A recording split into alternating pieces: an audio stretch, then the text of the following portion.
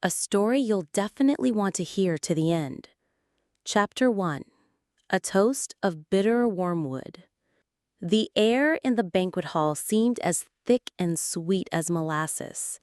It was saturated with the aroma of wilting roses, expensive perfumes, and that barely perceptible smell of money that always lingered around the family of my newly minted husband, Igor. I sat at the head of the table, squeezing his limp hand under the thin fabric of the tablecloth, and felt like a butterfly pinned to velvet.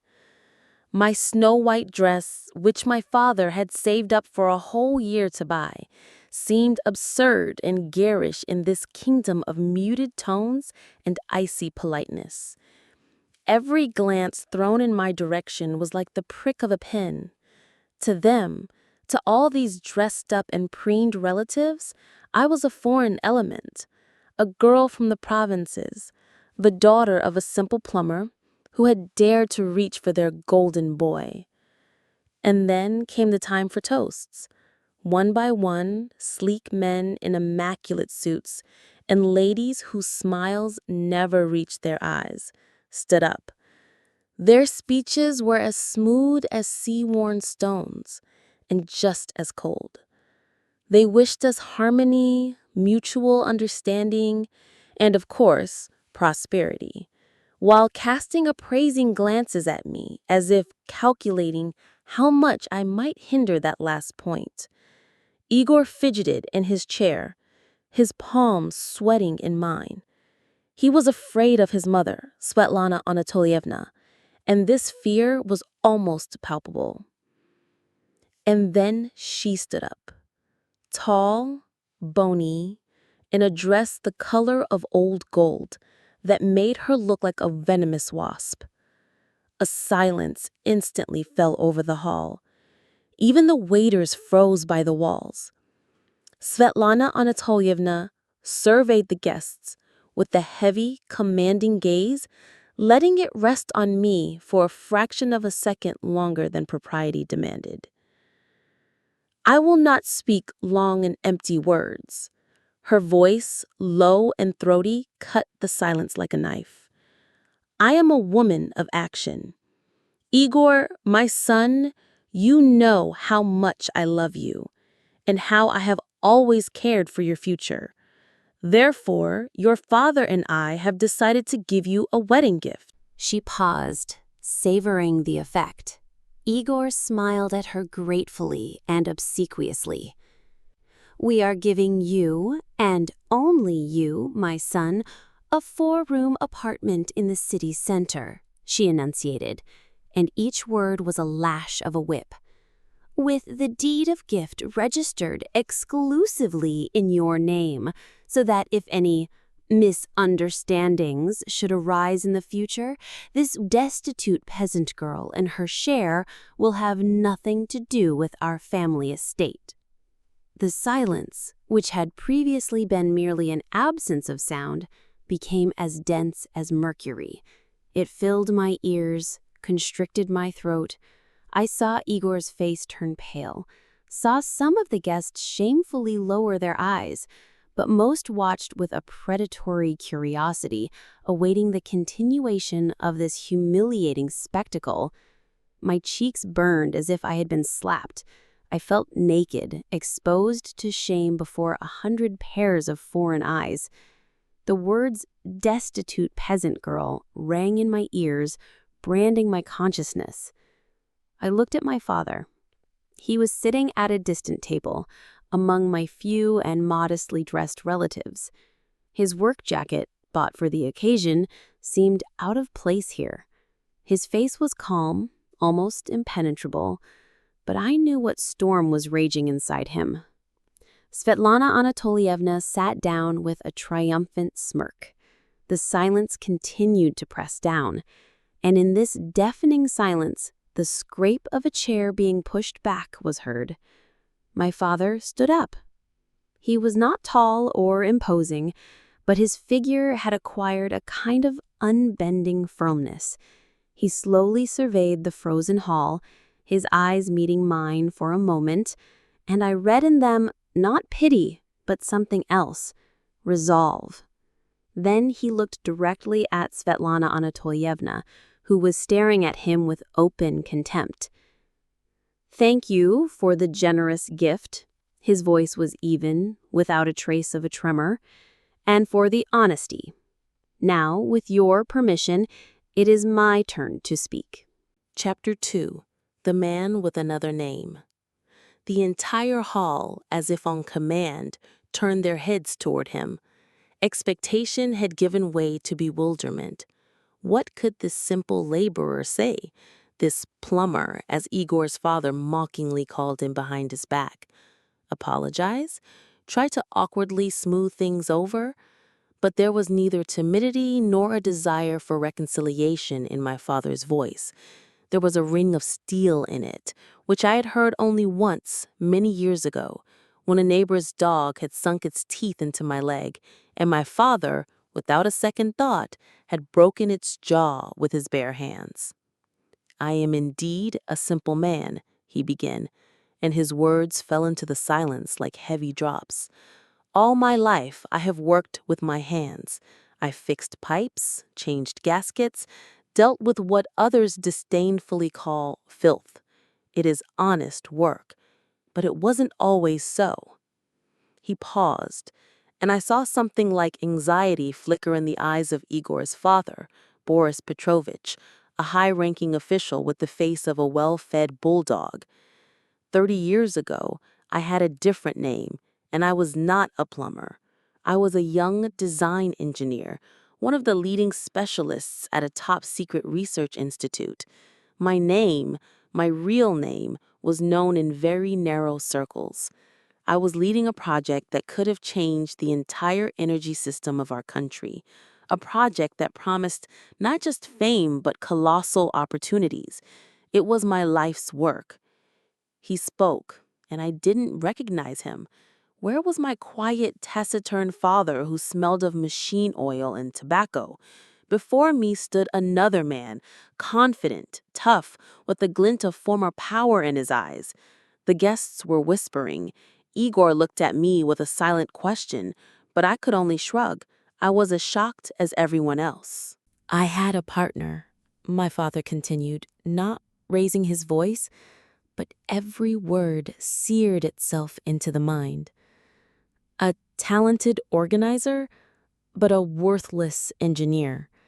He knew how to talk, to persuade, to ingratiate himself. He saw our project not as a scientific breakthrough, but merely as a springboard for his career and enrichment. His name was Boris Petrovich." My father shifted his gaze to Igor's father. He sat as straight as a ramrod, but red blotches had appeared on his fleshy face. Svetlana Anatolyevna dug her fingers into the armrest of her chair. "We were on the verge of completion. All the calculations, all the blueprints, all the documentation were ready. There was one last step: defending the project before a state commission. A week before the defense, I was in a staged car accident. I woke up in the hospital a month later with a shattered leg and gaps in my memory. They told me I had been driving drunk, that I had been fired in disgrace.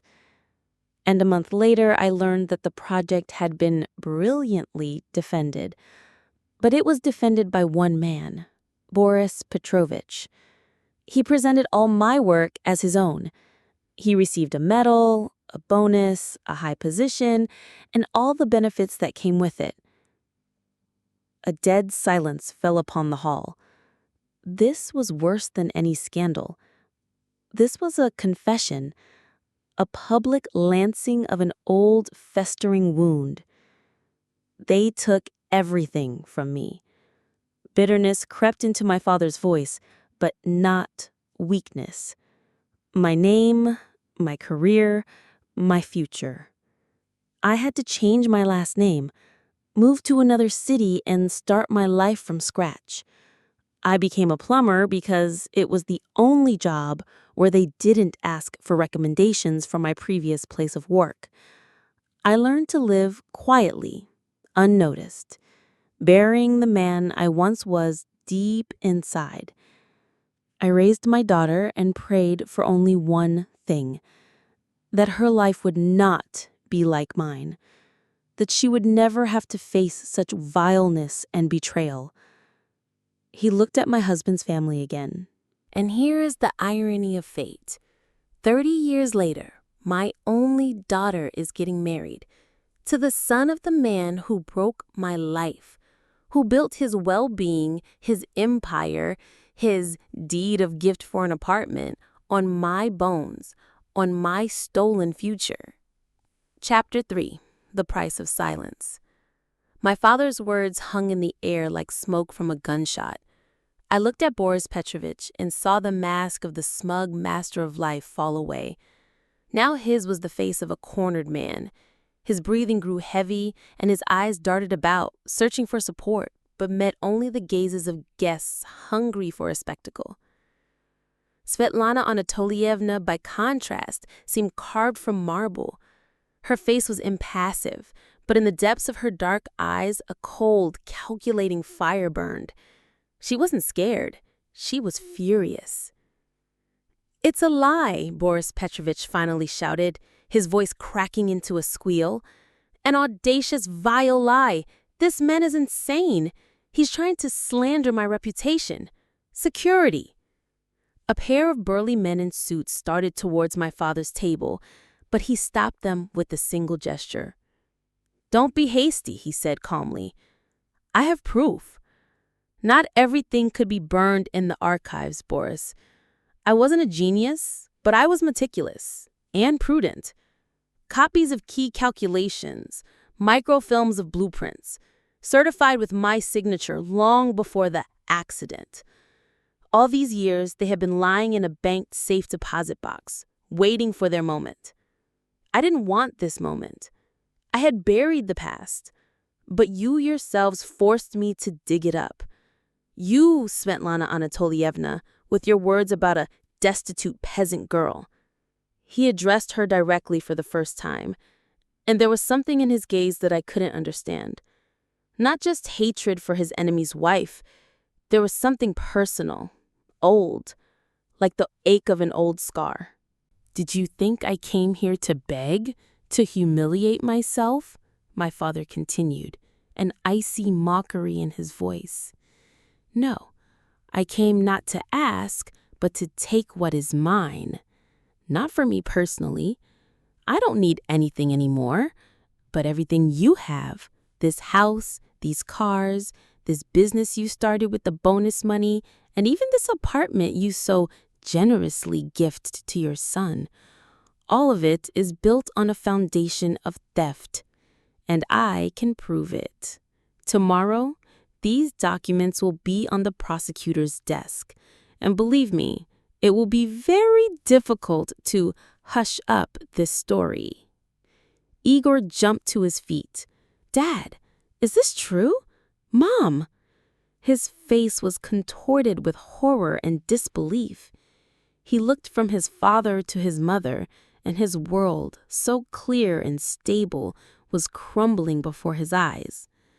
Svetlana Anatolievna slowly rose. Her composure was more terrifying than any hysteria. "Let's assume," she said slowly, drawing out the words, "let's assume there is a grain of truth in your fantasies. What do you want? Money? How much for your silence?" This was her world, a world where everything had a price, where any problem could be solved by writing a check with enough zeros. She looked at my father as if he were a peddler trying to offload his stale goods. "My silence?" My father gave a bitter laugh. "It's priceless, because you can't buy me back the 30 years of my life that were taken from me. You can't give me back my health. You can't erase the memory of months in the hospital and years of humiliation." But he paused again, and everyone froze. "You can do something for my daughter." He looked at me, and for the first time that evening, A father's tenderness gleamed in his eyes. "You will apologize, not to me, to her. You will stand up, and in front of all these people, you will ask for forgiveness for calling her a destitute peasant girl. You will admit that her dowry is not money or apartments. Her dowry is the honor of her father, which your husband once trampled into the mud. And then we will leave. And I give you my word that not a single document will ever leave that bank vault. Ever." The proposition was unheard of. In Svetlana Anatolievna's world, public humiliation was worse than ruin. To admit she was wrong in front of this crowd, in front of some girl, it was unthinkable. She looked at my father, and I could see the two demons of pride and fear warring in her mind.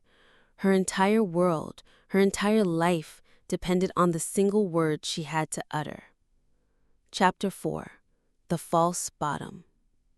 A silence fell, even heavier and more viscous than before. It was filled with the silent struggle of two wills. Svetlana Anatolievna stood, gripping the back of her chair so tightly that her knuckles turned white. Her chest heaved beneath the golden fabric of her dress.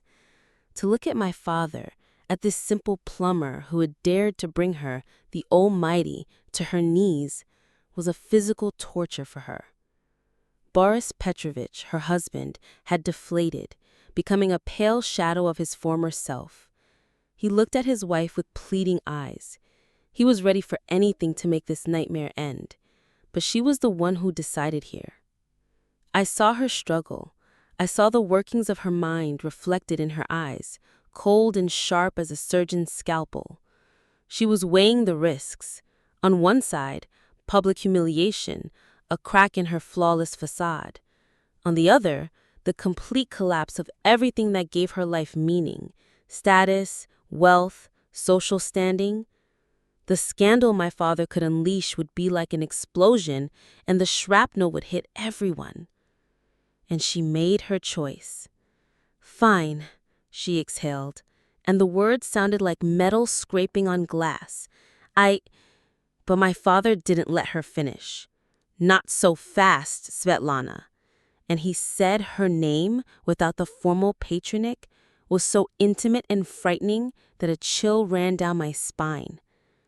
"What are you talking about?" she whispered, her confident voice reduced to a barely audible rasp. "I'm talking about the summer of '89, my father said, quietly but distinctly, about the dacha in Perdelkino, about the thunderstorm and the bottle of Riga balsam. Your husband was away on a business trip then, celebrating his new position, and you were alone. And I came, not as the engineer you knew, but as a broken, desperate man. I came to demand justice, or maybe just to stick a knife in his back. But I found only you." No one in the hall was breathing. I looked at the two of them, at my father and my husband's mother, and saw an invisible cloud of the past, accessible only to them, thickening around them. "You hated him," my father continued, looking her straight in the eye. "You hated him for his strength, which was actually weakness, for the fact that he had bought you, like everything else in his life. That night, you didn't push me away. You let me in. That night, we both took our revenge on him, each in our own way." I covered my mouth with my hand to keep from screaming. The picture my father was painting was monstrous. Igor, my husband, stared at his mother with wide, crazed eyes. He slowly shook his head, as if trying to ward off the terrible vision. "It was just one night." My father's voice grew deeper, an old pain resonating in it. "One mistake, one moment of madness. And 9 months later, Igor was born. Your husband, Svetlana Anatolievna, was always sterile. He told me so himself in moments of drunken candor, back when we were still friends. He could not have children. Ever." My father took a step forward, coming very close to their table. He looked at the stunned Igor, and in his gaze was a strange, bitter mixture of pity and fatherly love.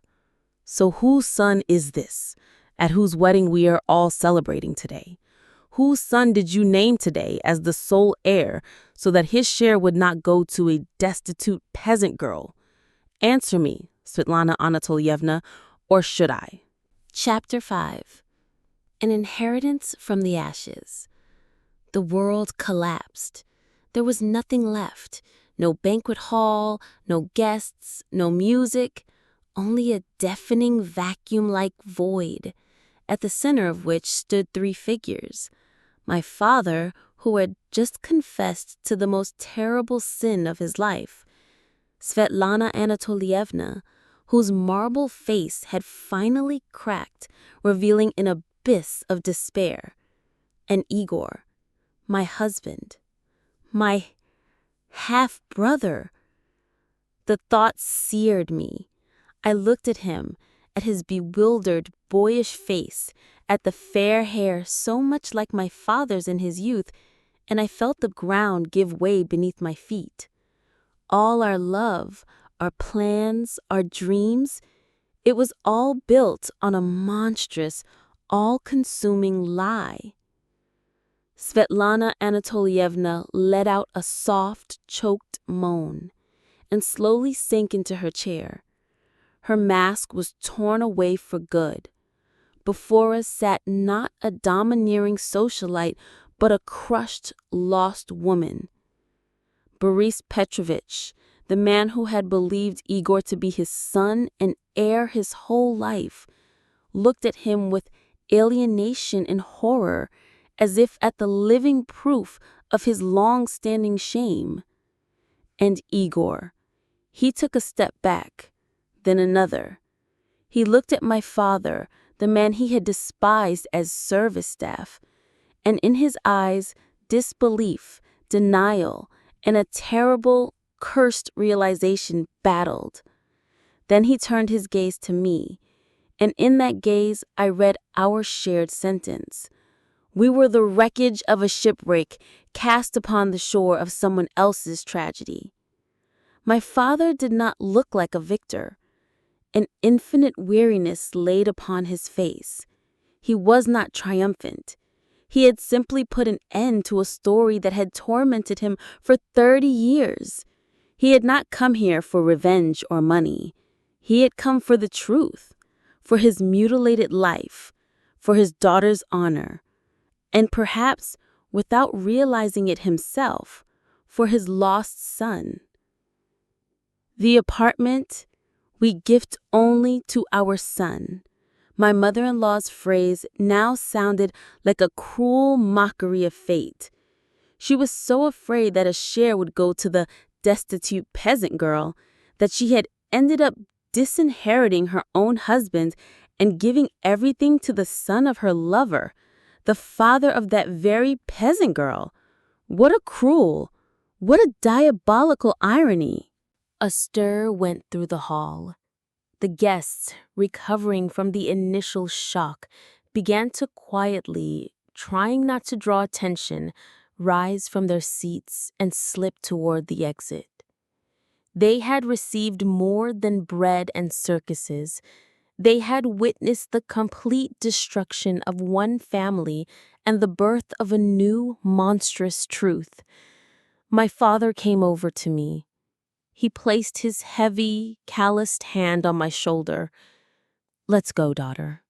There's nothing more for us to do here." I stood up, mechanically smoothing the folds of my now meaningless white dress. I didn't look back at Igor.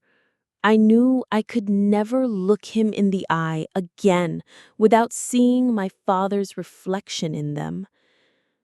We walked out of that hall, out of that palace of lies, and onto the street. The night air was fresh and cold. It was sobering. I looked at my father, at my simple plumber father, who turned out to be an engineer, a genius, a deceived and humiliated man, a man who held within him a secret capable of destroying worlds. He said not another word. We just walked down the empty street, away from the lights of the restaurant where our wedding had just ended, and some other unfamiliar and terrifying life had begun. I didn't know what tomorrow would bring. I didn't know what Igor and I were to each other now. I didn't know how to live with this truth. I knew only one thing. That evening, my father, the simple plumber, had given me the most precious dowry in the world. He had given me his story, and it was an inheritance grown from the ashes of another's lie, as bitter and scorching as the truth itself. If you enjoyed the story, subscribe to the channel and you will hear even more captivating stories.